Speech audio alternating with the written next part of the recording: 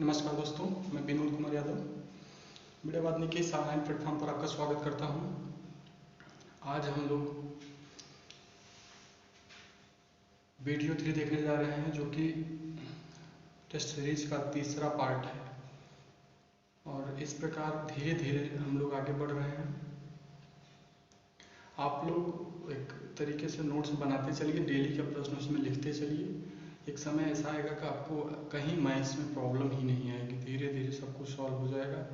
हाँ, कुछ दिन बाद ऑनलाइन क्लास जब स्टार्ट होगी वीणावादनी की, तो उसमें चैप्टर वाइज मैथ पढ़ाया जाएगा। लेकिन टेस्ट सीरीज डेली लगाने से पहली बात, खुद आदमी जब आंकता है कि हम कहाँ हैं, तब प्रयास करता है, प्रयत्न करता है, धीरे धीरे करके वो सब कुछ हो जाता है। जैसे कभी अगर आपको दे दिया जाए 50 किलो मीट खाइए, तो क्या आप खा जाएंगे? कभी नहीं खा पाएंगे। लेकिन अगर थोड़ा थोड़ा रोज दिया जाए तो शायद कि एक दिन आप पूरा खा करके फिनिश कर देंगे।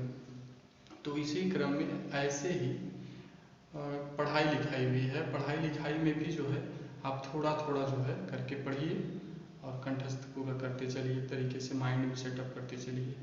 किसी चीज़ को याद करने के लिए ध्यान सबसे बढ़िया चीज़ है।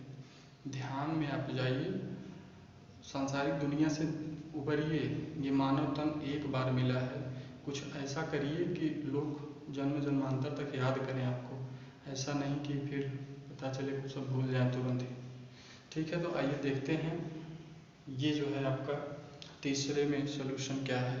और हाँ, जो लोग ये जानना चाह रहे हैं कि ये प्रश्न कहाँ से, तो इस प्रश्न को होमवर्क के रूप में वीणावादनी V2 जौनपुर टेलीग्राम पे डालेंगे तो आपका ग्रुप खुलेगा। उस ग्रुप में प्रत्येक शाम को ये सारे क्वेश्चन जो है अपलोड किए जाते हैं या प्रोवाइड कराए जाते हैं।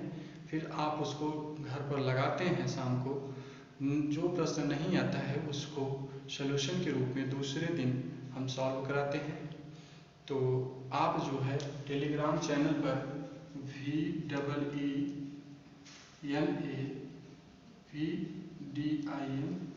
V2 और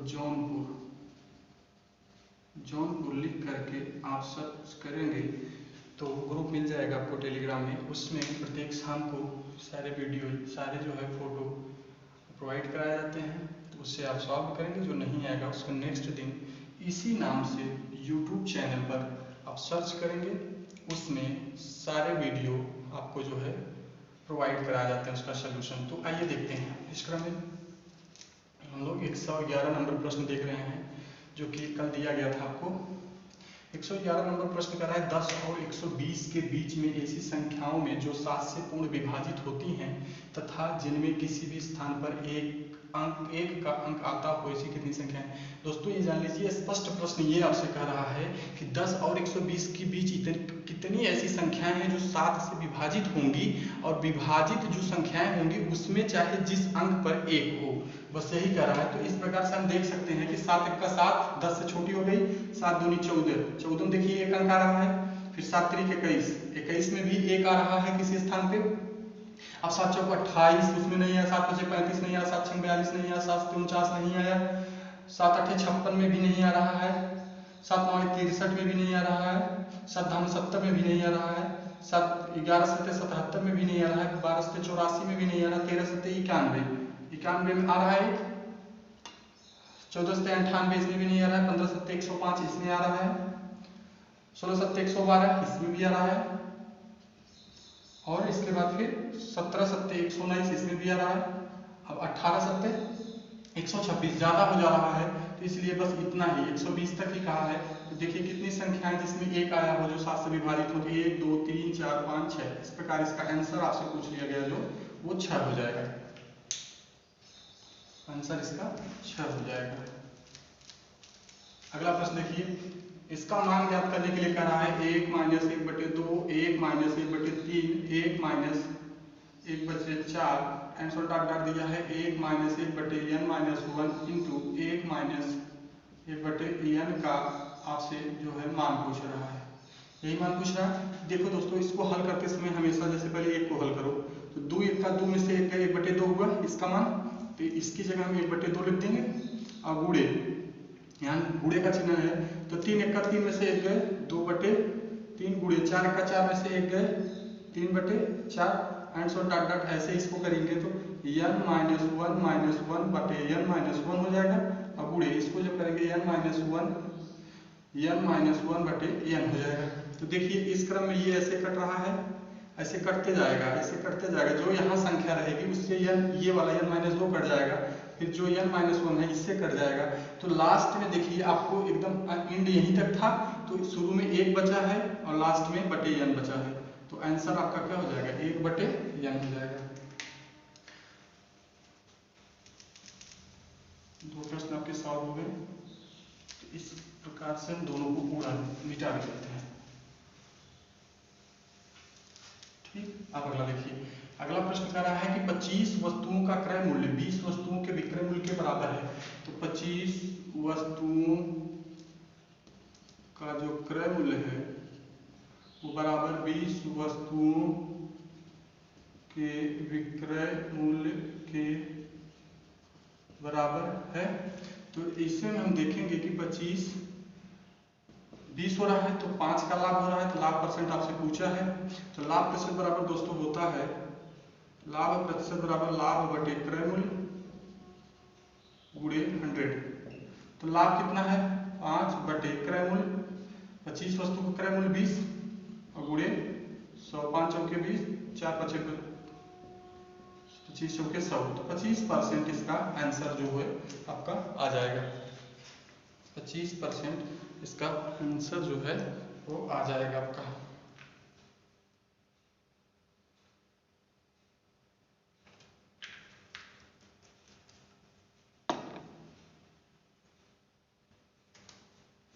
चलिए फ्रेंड्स अगला प्रश्न देखते हैं।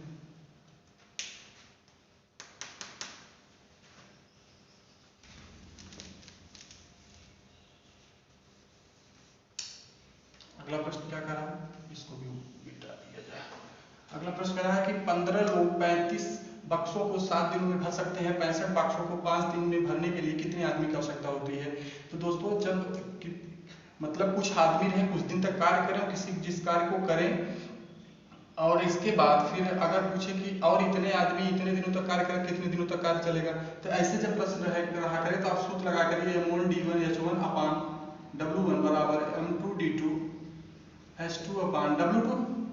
तो देखिए इसमें आपको क्या दिया है 15 लोग, मतलब m1 बराबर दे दिया है 15 लोग। कितना बॉक्स 7 दिनों तक पहले कर रहे हैं उसको लिख लीजिए, d1 बराबर 7 हो गया। 35 बॉक्स भर रहे हैं तो 35 बॉक्स जो है ये इसका मतलब यहाँ आवर है, लेकिन वो आवर ये घंटा नहीं है, ये बॉक्स है तो ये w में गिना जाएगा। तो w1 बराबर कितना आपका हो जाएगा 35। अब इतना आपका जो है कंप्लीटेड हो गया। आगे बढ़ेंगे 65 बॉक्सों को कह रहा है, बॉक्स को हमने w में लिया है तो 65 w2 बराबर 65 हो गया। 65 बॉक्सों को 5 दिन में भरने के लिए d2 बराबर 5 दिन दे दिया आपको। कितने आदमी की आवश्यकता होगी m2 आपको निकालना है। तो सूत्र में रखेंगे कि m1 d1 अपान w1 बराबर m2 d2 अपान w2। क्योंकि h1 इसमें घंटा दिया नहीं है इसलिए रख देंगे। तो हम आप आगे हल करेंगे तो m1 की जगह कितना है 15 और गुणे d1 की जगह 7 बटे w1 आपका कितना है इसमें 35 बराबर m2 की जगह कितना है पूछा है और गुणे d2 की जगह कितना है 5 और बटे w2 कितना है 65। अब 7 पचे 35, 5 तिहाई 15, फिर देखिए 5 13 में 65, 13 तिया 39। तो m2 का मान 39 हो गया। इसका मतलब 39 लोग उस 65 बॉक्सों को 5 दिनों में भर देंगे।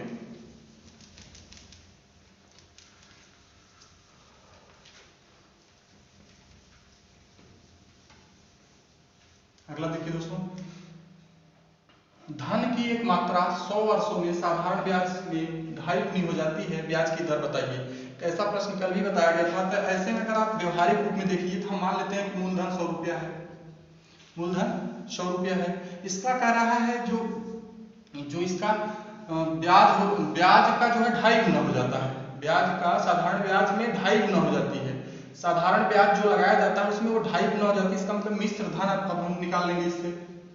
मिश्र धन उसका टोटल कितना होगा, तो 100 का 2.5 गुना जब करेंगे आप तो 250 आएगा मिश्र धन हुआ। अब इससे ब्याज निकाला जा सकता है, साधारण ब्याज। साधारण ब्याज बराबर क्या होता है, मिश्र धन माइनस मूलधन। तो मिश्र धन आपका कितना है 250, मूलधन कितना है 100, तो कितना ब्याज हो गया, साधारण ब्याज 150 आ गया। अब देखिए 10 वर्षों में t बराबर 10 दिया था, आपको सारा चीज मिल गया, तो आप सीधे लगाइए साधारण ब्याज बराबर मूल गुणे दर गुणे समय बटे 100। साधारण ब्याज कितना है दोस्तों 150 निकला है, मूलधन कितना था 100 और गुणे दर कितना था, दर पूछा है r गुणे समय 10 दिया है और बटे 100 हो जाएगा। ये 0000 से कटाइए, इससे कट गया तो r बराबर उसका कितना था 15%। ठीक है, देखिए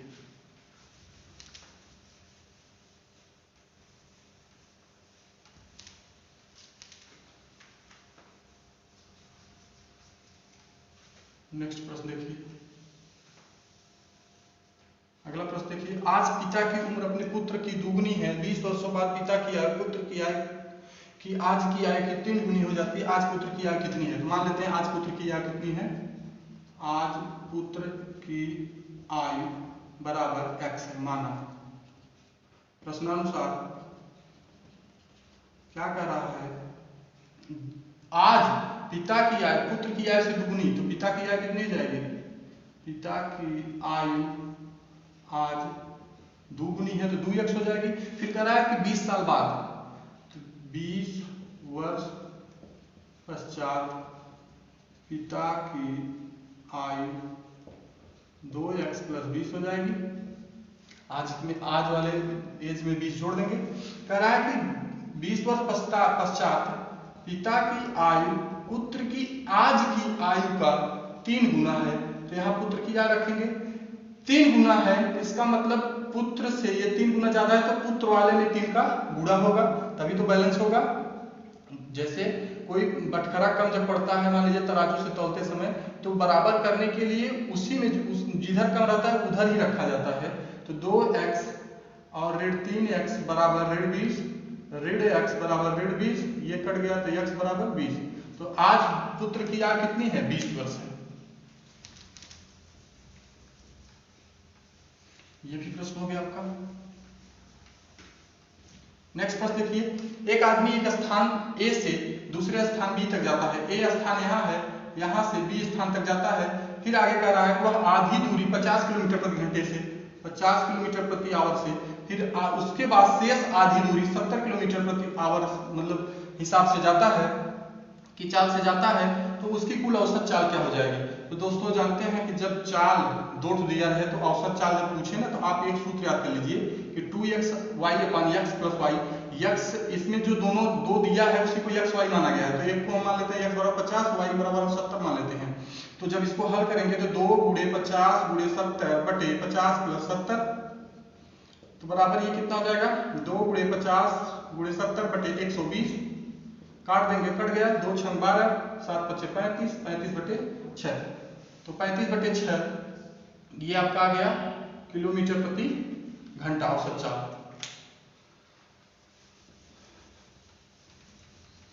अगला प्रश्न देखिए दोस्तों, देखिए एक व्यक्ति नदी के बहाव की दिशा में 32 किलोमीटर तथा बहाव के विरुद्ध 14 किलोमीटर की दूरी तय करता है। प्रत्येक दूरी तय करने में 6 घंटे लगते हैं। बहाव की गति कितने किलोमीटर प्रति घंटा। सबसे पहले बहाव की गति आप मान लीजिए, बहाव की गति बराबर x किलोमीटर प्रति घंटा माना। प्रश्नानुसार अभी उसमें आपको व्यक्त की गति सामान्य धारा में, मतलब जैसे जहां वो नहीं है उसमें डायरेक्ट व्यक्ति की गति कितना है मान लेते हैं y किलोमीटर प्रति घंटा है। अब जब पानी बह रहा है नदी में पानी बह रहा है और मान लीजिए इधर की तरफ बह रहा है, कोई आदमी अगर इसमें तैरेगा और इसी दिशा में जाएगा, तब अगर इसकी चाल निकालेंगे तो x + y हो जाएगा धारा के दिशा में, और विपरीत दिशा में जब निकालेंगे आदमी की चाल, विपरीत दिशा में चाल निकालेंगे तो क्या हो जाएगा, आदमी वाले चाल में से धारा की चाल घटा देंगे, y - x हो जाएगा। तो आगे प्रश्न देखिए क्या कह रहा है कि एक व्यक्ति की नदी की बहाव की दिशा में 32 किलोमीटर तथा बहाव के विरुद्ध 14 किलोमीटर जाता है। मान लीजिए कि हमने नदी की दिशा में, धारा की दिशा में आदमी की चाल बराबर क्या हो जाएगी, आप माने हैं एक्स वाई, तो धारा की चाल मतलब धारा की दिशा में जाएगा तो धारा की चाल प्लस आदमी की चाल दोनों जुड़ जाएगी, तो एक्स प्लस वाई हो जाएगा। अब आगे कह रहा है कि प्रत्येक दूरी तय करने में, चाहे विपरीत चाहे उसके जो है मतलब सापेक्ष दूरी जो है तय करने में 6 घंटे का ही समय लगता है। तो इस प्रकार हम यहाँ पर 6 घंटे कह सकते हैं, यहाँ पर नहीं। तो ये चाल हो गया, मान लीजिए एक्स प्लस वाई हो गया आपका बराबर दूरी कितना दिया था, पहली वाली दूरी 32 और बटे 6 हो गया, इक्वेशन नंबर 1 मान लीजिएगा। फिर धारा के विपरीत दिशा में आदमी की चाल क्या हो जाएगी, वाई ऋण एक्स बराबर 14 किलोमीटर जाने में 6 घंटे समय लगाया था, इक्वेशन नंबर 2 मान लीजिएगा। अब समीकरण 1 तथा 2 से अब देखिए x प्लस वाई बराबर 32 बटे 6 होगा, नीचे उसको सीक्वेंस से कर दीजिए, तो ऋण x धन y बराबर 14 बटे 6 होगा। हल करेंगे तो ये ऋण धन हो जाएगा, ये ऋण ये कट गया, ये नहीं कटेगा, सॉरी ये धन हो गया, ऋण था, यहाँ ऋण लग गया तो ये कट गया, और ये ऐसे बन जाएगा पर 2x बराबर, इसमें से ये घटेगा बड़ा में से, तो 32 बटे 6 ऋण 14 बटे 6, तो 2x बराबर, इसमें से जब घटा देंगे तो 12 से 4 गए 8, 2 से 1 18 बटे 6 6 3 18, x बराबर 3 बटे 2। तो धारा की जो वेग थी वो 3 बटे 2 किलोमीटर प्रति घंटा थी। ठीक है दोस्तों, समझ में आया ना? समझ में आया फिर से देख लीजिए कि कह रहा है कि एक व्यक्ति है, धारा की दिशा में 32 किलोमीटर प्रति घंटा 32 किलोमीटर दूरी तय करने में 6 घंटे का समय लगाता है, तथा धारा के विपरीत दिशा में 14 किलोमीटर की दूरी तय करने में 6 घंटे का ही समय लगाता है। तो बताइए कि धारा का वेग क्या है। तो आप धारा का या बहाव का वेग आप मान लीजिए कि कितना है, x किलोमीटर प्रति घंटा। आप व्यक्ति की गति मान लीजिए y किलोमीटर प्रति घंटा। जब वो धारा की दिशा में गति करेगा, जब धारा की दिशा में गति करेगा तब ये जान लीजिएगा कि दोनों की जो है, जब एक ही तरफ दोनों जाएंगे, जब एक ही तरफ दोनों जाएंगे तो दोनों का जो है वेग जोड़ दिया जाता है, और जब विपरीत दिशा में जाएंगे तो आदमी वाले वेग में से नदी का वेग घटा दिया जाता है। फिर उस क्रम में जब हम करेंगे तो धारा के दिशा में आदमी की चाल जब निकालेंगे तो चाल बराबर दूरी बटे समय होता है। तो धारा की दिशा में उसकी चाल मतलब x प्लस वाई हो गया, x प्लस वाई हो जाएगा ना उसे जोड़ने में, तो बराबर दूरी उसकी 32 थी, समय ले रहा था 6, तो ये इक्वेशन नंबर 1। धारा के विपरीत जब करेंगे तो y माइनस x हो जाएगा, मतलब आदमी वाले वेग में से धारा के वेग घटा दिया जाएगा, 14 बटे 6 हो जाएगा। अब ऐसे जब इसको दोनों समीकरण हल करेंगे तो x बराबर 3 बटे 2 किलोमीटर प्रति घंटा आ जाएगा धारा का वेग। चलिए अगला प्रश्न देखिए, ये भी मीटर दीजिए। अगला प्रश्न कर रहा है 2x माइनस 1 बटे x, 2x माइनस 1 बटे 2x बराबर 6। तो कह रहा है कि 4x square plus 1 by 4x square का मान बताइए। देखिए इसमें पहले सोच लीजिए कि सूत्र कोई अगर हम फिट कर रहे हैं, इसमें a माइनस b का होल स्क्वायर और फिट कर रहे हैं तो a square plus b square plus 2a minus 2ab होता है। देखिए फिट करके रखने के बाद कट के मतलब निकाला जा सकता है उससे, क्योंकि यहाँ a प्लस b है तो यहाँ भी आ जाएगा, तो कॉमन सेंस है कि 2 का वर्ग 4 होगा। देखिए तो दोनों पक्षों का वर्ग कर दीजिए, यहाँ पर दोनों पक्षों का वर्ग बराबर ऐसे हल करेंगे तो a माइनस b का होल स्क्वायर हो गया, तो 2x का होल स्क्वायर प्लस 1 बटे 2x का होल स्क्वायर और माइनस 2ab मतलब 2x गुणे 1 बटे 2x बराबर 36। ये कैंसिल आउट इससे हो गया, ये आपका 4x स्क्वायर प्लस 1 बटे 4x स्क्वायर बन गया, ऋण 2 बराबर 36। तो 4x प्लस 1 बटे 4x बराबर 36 और ये प्लस 2 उधर जाएगा तो 38 हो जाएगा। तो यही तो मान आपको निकालना था, 4x स्क्वायर प्लस 1 बटे 4x स्क्वायर का। तो आ गया दोस्तों। अगला प्रश्न देखिए, अगला प्रश्न कह रहा है ऐसे ऐसे मान लीजिए यहाँ है, यहाँ से बहिष्ठ कोण 120 डिग्री दिया है, ए बी सी डी ऐसे दिया है। कह रहा है यहाँ पे x कोण है, यहाँ पे 90 डिग्री बन रहा है। तो कह रहा है कि आप बताइए कि ये x वाला का मान कितना होगा। तो दोस्तों आप जानते हैं ये संपूर्ण त्रिभुज है, उधर से बन रहा है पहली बार, यहाँ से भी प्रश्न निकल सकता है, इन दोनों से भी निकल सकता है। तो हम यहाँ से निकालने की कोशिश करते हैं। तो बहिष्कोण कोण ACD बराबर 120 डिग्री। तो कोण ACB बराबर क्या हो जाएगा 180, क्योंकि ये यहाँ से जब ऐसे मिलाएंगे तो 180 होगा। तो कोण 180 माइनस कोण ACD कर देंगे, तो अब ACB का मान पहले निकाल लिया जाएगा। तो 180 माइनस ACD कितना था 120 था, तो कितना हो गया 60। ACB मतलब कोण C का मान कितना आ गया 60 डिग्री। कोण C जब 60 डिग्री पता हो गया तो दोस्तों आप जानते हैं कि किसी समकोण त्रिभुज में या त्रिभुज में मतलब कोण A मतलब समकोण त्रिभुज में तीनों कोणों के योग जो है 180 डिग्री होता है। तो कोण A प्लस कोण B प्लस कोण C बराबर 180 डिग्री। तो कोण C आपको पता है, कोण B पता है, तो कोण A निकल नहीं सकता है। तो 90 प्लस 60 बराबर 180। तो कोण A बराबर 180 माइनस 150, तो कोण A बराबर 23 डिग्री। ये तो मान लीजिए नियम वाइज हो गया। अगर डायरेक्ट आपको इसे लगाना है तो देखिए यहाँ 120 है, देख लीजिए। तब अगर इसको हम लाइन मिला देंगे तो 180 बनने लगेगा। जब आधा इधर वाला 120 है तो इधर वाला 60 हो गया। तो 90 60 जोड़ करके 150 हो गया। 150 हो गया तो 180 में से घटा देंगे तो कितना हो गया 30 ना, 30 हो गया। तो इसमें क्या है, बहुत सरल। तो बहुत बहुत धन्यवाद वीडियो वॉचिंग करने के लिए। ऐसे ही प्रश्न आपको जो है प्रोवाइड कराए जाएंगे, हल करते रहिए। धीरे धीरे प्रश्न में जटिलता अब लाई जा रही है और बढ़ेंगे।